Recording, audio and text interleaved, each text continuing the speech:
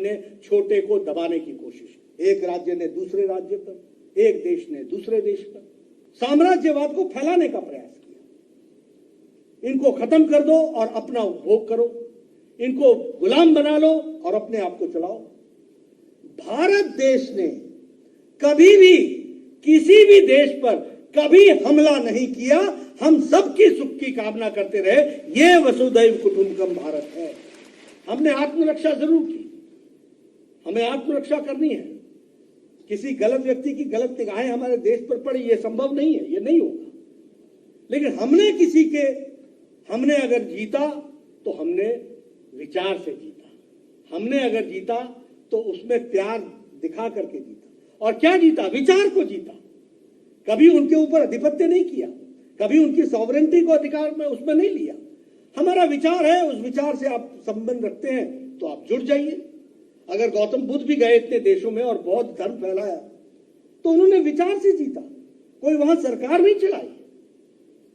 और अगर दुनिया के भी अगर यहां इतिहासकार आए और उन्होंने भी यहां से जानने का कोशिश की तो उनको जो कुछ भी हम दे सकते थे हमने देने का प्रयास किया, क्योंकि वैचारिक पृष्ठभूमि पर वसुधैव कुटुंबकम हमारे अंतरात्मा में रचा बसा है। इसको भी हमको ध्यान में रखना है, इसको भी हमको समझ करके आगे चलने की आवश्यकता है। इसलिए हम कभी भी किसी देश पर हमने कोई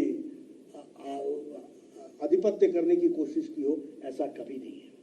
और प्रकृति से अगर हमको जोड़ने की आवश्यकता देखें, और हमारा जो सोच था, आज जो लोग एनवायरमेंटल बात करते हैं, आज जो लोग ये सेल्फ सस्टेनेबल गोल्स की बात करते हैं, आज जो मिलेनियम गोल्स की पहले बात करते थे, ये सब लोग जब बात करते हैं तो हमारे यहाँ क्या था?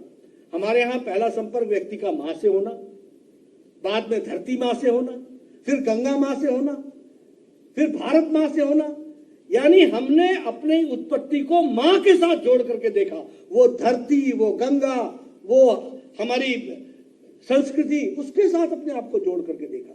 और इसलिए धरती पर रहने वाले सबके साथ सामंजस्य रखना, ये हमारी जीवन शैली रही।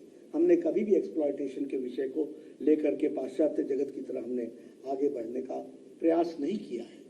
और अगर हम G20 को देखें, ये मौका भारत को मिला, और भारत को मौका मिला तो प्रधानमंत्री जी ने वसुधैव कुटुंबकम के बात को लेकर के दुनिया के सामने रखने का प्रयास किया है कि हमको दुनिया के दृष्टि से ये एक परिवार है और उस परिवार को हम उसी दृष्टि से देखते हैं।